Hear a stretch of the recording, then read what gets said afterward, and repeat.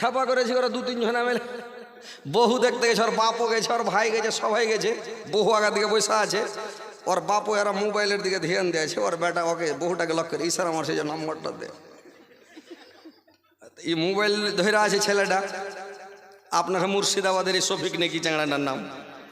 ই আপনার মোবাইল ধরে বসে আছে। তখন মেয়েটাকে ইশারা মারলে নাম্বারটা দে, একটু ফোন করবো।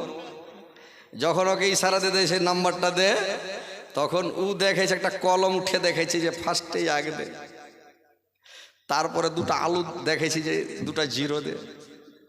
লোকেরা ইশারা মেরে মেরে নাম্বার দিয়ে দিলে কহিলে তারা শুনে নিবে লোক বসে আছে, এরা সব মোবাইল নিয়ে বসে আছে, নাম্বার দেওয়া হয়ে গেল। তো এরকম এই যে মোবাইলের যুগে সে কিছুই বুঝে না, কিছুই দেখে না, কোনো কারোর সাথে গল্প নাই, দুঃখ নাই, সুখ নাই, কিছু নাই, সব সময় মোবাইল।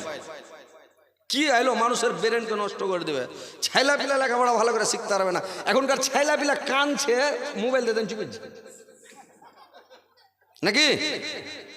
ছোট ছোট ছাইলা গালাকে মোবাইল একদম গান বাজিয়ে দিয়ে দেন, কিছু লাগিয়ে দিয়ে দেন, এমনি দিয়ে দেন, ওরা ট্রেক্টর চালা, জিসিবি চালা, ওগুলোই দেখবে খালি। হ্যাঁ, তো কি জামানা এলো জি ভাই, কি দুনিয়া এলো। তো ভাই এই মোবাইলের পাশে সময়টা নষ্ট করিয়েন না ভাই, সময়টা বরবাদ করিয়েন না, সময়টাকে কাজে লাগান। 100 বার যদি সুবহানাল্লাহ পড়েন, 1000 গুনাহ আপনার মাফ করা হবে, আমলনামা থেকে কেটে দেওয়া হবে, 1000 নেকি আপনার আমলনামায় লিখে দেওয়া হবে।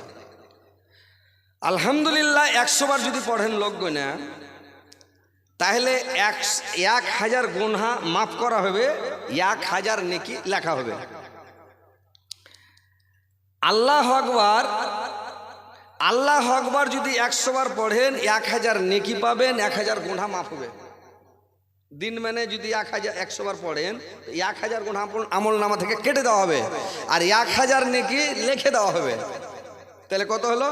লা ইলাহা ইল্লাল্লাহ, আল্লাহর কাছে 4টা তাসবিহ অতি প্রিয়, আল্লাহর নিকট খুবই প্রিয়। সর্বোত্তম তাসবিহ হচ্ছে 4টা। এটা সুবহানাল্লাহ, একটা আলহামদুলিল্লাহ, একটা হচ্ছে লা ইলাহা ইল্লাল্লাহ, একটা হচ্ছে আল্লাহু আকবার। এই 4টা তাসবিহ আল্লাহর কাছে অতি প্রিয়। 400 বার যদি আঙ্গুল গুনে গুনে পড়লেন 4000 গুনাহ মাফ করা হবে, 4000 নেকি লেখা হবে।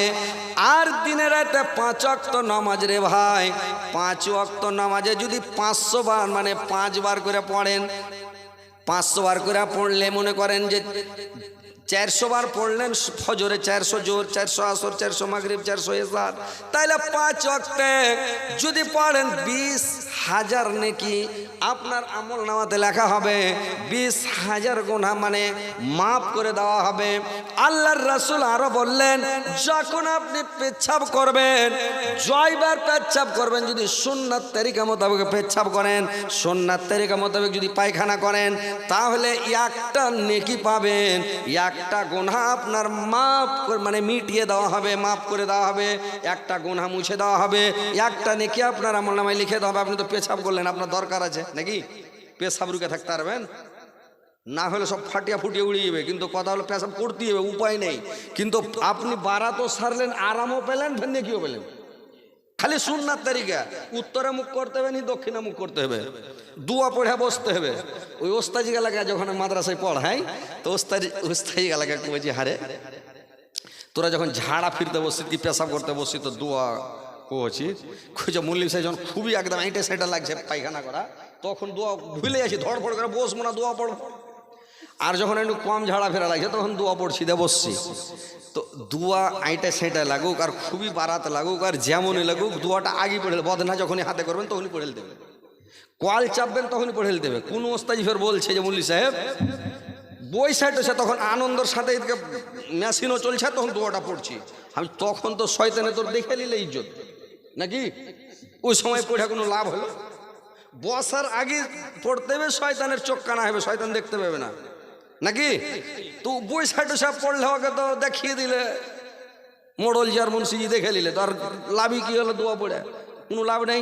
তো কথা হচ্ছে আপনি সুন্নাতটা মেনে চলবেন, নেকিও পাবেন, গুনাহও মাফ হবে। খালি একটু খেটে হাদিসটা মনে রাখতে হবে যে আমি উত্তরে মুখ করবো নয় দক্ষিণে মুখ করবো। পশ্চিম দিকে মুখ করে ঝাড়া ফিরতে বসবেন না, পূর্ব দিকে মুখ করে ঝাড়া বা পেশাব করতে বসবেন না। তাহলে এই জিনিসটা খালি মনে রাখতে হবে। আর দুয়াটা পড়ে বসবেন, নেকি পাবেন। কত নেকি আপনার গুনাহ থাকবে যে দিনে 20,000 নেকি পাবেন, 20,000 গুনাহ মাফ করা হবে। আপনি কয় হাজার গুনাহ করবেন বলেন তো? কয়টা গুনাহ করবেন? অতটি গুনাহ হবেন আপনার। আল্লাহ রাসূল বলেছেন এই জন্য তোমার বাড়ির সামনে যদি একটা নদী প্রবাহিত থাকে মানে স্রোত চলে, আর যদি একটা নদী থাকে কলকল করে স্রোত চলছে, ওই নদীতে যদি দিনে তুমি 5 বার গোসল করো তোমার শরীরে কোনো ময়লা থাকতে পারে না। ওরকম যদি তুমি 5 ওয়াক্ত সালাত আদায় করো, নামাজ পড়ো, তোমার আমল নামাতে একটা গুনার বংশ থাকবে না। ফজরের নামাজ পড়লেন, ফজর থেকে জোহর পর্যন্ত যত গুনাহ করলেন, জোহরের নামাজ যখন পড়লেন এই গুনাহগুলো সমস্ত শেষ হয়ে গেল, মাফ হয়ে গেল। উজু করলেন, উজু করার পরে হাতের দ্বারা যত গুনাহ আছে হাত দিলেন, হাতের গুনাহ মাফ। মুখ ধুলেন, কুলি করলেন, মুখের দ্বারা যত গুনাহ আছে সমস্ত গুনাহ মাফ। চোখ ধুলেন, চোখের দ্বারা যত গুনাহ হয়েছে সমস্ত মাফ। মানে কান যখন মাসা করলেন, কানের দ্বারা যত গুনাহ হয়েছে সব মাফ। মাথা যখন মাসা করলেন, মাথার গুনাহ যেটা ব্রেনের দ্বারা যত গুনাহ হয়েছে, ব্রেনের দ্বারাই মানুষ গুনাহ করে, ও ব্রেনের গুনাহটা মাফ। যখন পা ধুইলেন, আপনার পায়ের দ্বারাই হাইটে যত গুনাহ করেছেন ওই গুনাহটাও মাফ। তো ভাইরা আমার, আপনার আমল নামাতে কোনো গুনাহ থাকবে না যদি 5 ওয়াক্ত সালাত আদায় করেন, 5 ওয়াক্ত নামাজ পড়েন, একটাও গুনাহ থাকবে না। আপনি একবারে ফ্রেশ হয়ে থাকবেন। মত যখন আসবে চলে আসুক, কোনো চিন্তা আছে? টিকিট কাটা একদম স্টেশনে খাড়িয়ে থাকেন, যখন আসবে বন্দে ভারত চড়েলেন, শোঁ করে চড়েন। টিটি আসুক আর টিটির বাপ আসুক, টিকিট তো আছে নাকি? ওই একজনা করেছি ট্রেনে চড়ে চলে ঝাড়ু পা এখান থেকে ঠুঁটা লক করে তখন মনে তাহলে লুকিয়ে বসে আছে। টিটি কয়ে যায় টিকিট টিকিট টিকিট, ই কিছু কহে না টিকটি রেগে গেছে, টিকিট একদম ঝক্কা পাখানকে বাইর করে ঝুঁকে দিলে টিটি চমকে গেছে, রে বাপরে দেখছে তোর পা ঠুঠা নেই, তুই কোন থেকে টিকিট দিবে, তুই লক করে থেকে গেছে। তো ট্রেনে মানে যদি আপনার কাছে টিকিট থাকে তো জানা খুব থাকবে কিনা, মনে সাহস থাকবে।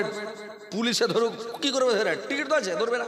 তো ওইরকম নমাজ পড়ে, রোজা রেখে, তসবিহ পড়ে, জিকির করে আপনি নেকি করে রেডি থাকেন, মত চলে আসুক না, ভয় আছে কি? মরলে তো আনন্দ আর মাস্তি আর মজ মাস্তি, মরার পরে এখানে তো মাস্তি হয় না। এখানে মাস্তি কি করছেন? একটু বেশি করে খেলে তো পেট খারাপ, একটু বেশি খেলে 14 বার পায়খানা করতে যান, একটু বেশি খেলে কি করে যান, জান্নাতে খাইবেন কিছু নাই, হুঁড়িয়া খেয়ে যান যত পারবেন, কোনো নো টেনশন। পায়খানা নাই, পেশাও নাই, পেট গড় হজম নাই, বদ হজম নাই, কিচ্ছু নাই, যত পারবেন খেয়ে যান, সাটিয়ে দেন। তাহলে ওখানকার এত মৌজ মাস্তি আনন্দ ছেড়ে এখানে দুনিয়াতে আছেন, তা আমরা মুসলমান মুতকে কোনো ডর করি যে ভাই? ডরাইবে কেটা? যারা নামাজ রোজা করেনি ওরা ডরাইবে।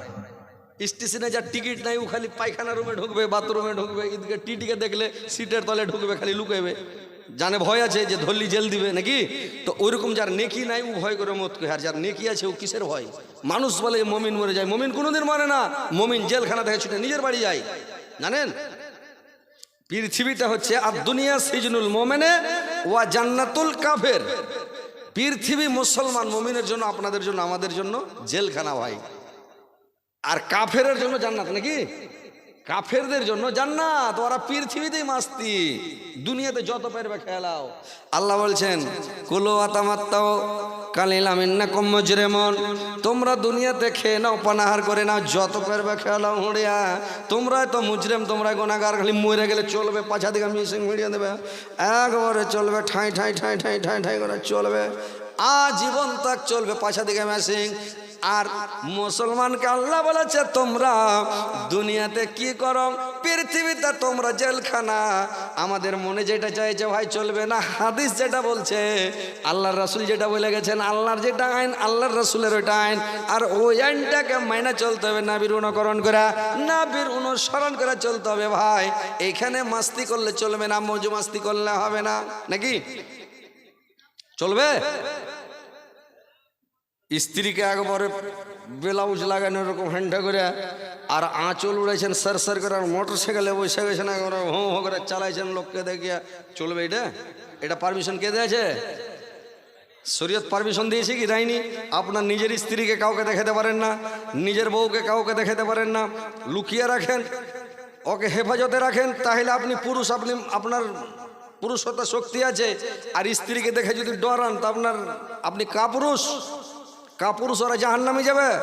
স্ত্রীকে ডরাইতে হবে না, মোচকে কাড়া করে ছাড় দেবে, খালি খালি ডরে, বুঝতে পেরেছেন? তাহলে আপনি পুরুষ। একাই কোথাও যেতে দিবেন না স্ত্রীকে, মরা বাড়ি যেতে দিবেন না স্ত্রীকে, শপিং মহল যেতে দিবেন না স্ত্রীকে, বেড়াতে যেতে দিবেন না স্ত্রীকে, মোবাইল স্ত্রীর হাতে দিবেন না। আপনার 20 বারে 50 করে নিশার গুলি খিলে নিন দিয়া গল্প শুরু করে, প্রেম ভালোবাসা করে, আরে 2-3 ছেলের পালিয়েছে সব যার তার সাথে। দেশের খবর আছে আপনার কাছে? দেখতে হবে না, মোবাইল ঘাটেন তাহলে দেখতে হবে। আমি পয়সা কি দেখবেন, এমনি কি দেখবেন দুনিয়াতে? হ্যাঁ, দেখতে পাবেন না, মোবাইল দেখেন দুনিয়ার খবর। তো কথা হচ্ছে স্ত্রীকে আপনি কন্ট্রোলে রাখেন, স্ত্রীকে ক্ষমতার মধ্যে রাখেন, তাহলে আপনি পুরুষ। আপনি জান্নাতে যাবেন। জান্নাতটা ভাই পাকা কলা নাই, ছিললেন আর গাবাগাব খেলেন। জান্নাত যেতে গেলে কষ্ট করতে হবে ভাই, পরিশ্রম করতে হবে। তাসবিহ, জিকির, নামাজ, রোজা, রাত্রে উঠেন, গিড়গিড়ান, মসজিদে যা কাঁদেন না যে জীবনে কেঁদেছেন, পাপ করার পরে তোবা করেছেন, কেঁদেছেন, হাত উঠালছেন। আল্লাহ সব চাইতে, আল্লাহর প্রিয় বান্দা ওইটাই যে কাঁদে, যে পাপ করে, পাপ করার পরে যে কাঁদে আল্লাহকে ভালোবাসে। যে পাপও করে না, কাঁদেও না, তোবাও করে না, ওকে ভালোবাসে না। যা, যে ছেলে কাঁদে ও দুধ পায়, যে কাঁদে না ও দুধ পাবে না। দিবে মা দুধ দিব কে? ও কানে না, হাত লাহা পড়া আছে, সীতা সর মা কইছে থালি ডিমে গেলি, একদিন এখন ঝেড়ে দিলি, রুটি পাকিয়ে এলি, একটু খেয়ে এলি, তারপরে দেখছে যে তাও পেঁপু কিছু করে না, বলে যা আরো একটু কাজ কাম সেরেলি, উপরেই আছে। আর যে ছেলে কাঁদবে ও সব কাম ফেলে দেখবে এই ছেলেটা আমার খুব জিদ্দাল, একে না চুপাইলে হবে না, সব কাম ফেলে ওকে দুধ খেলে পাবে।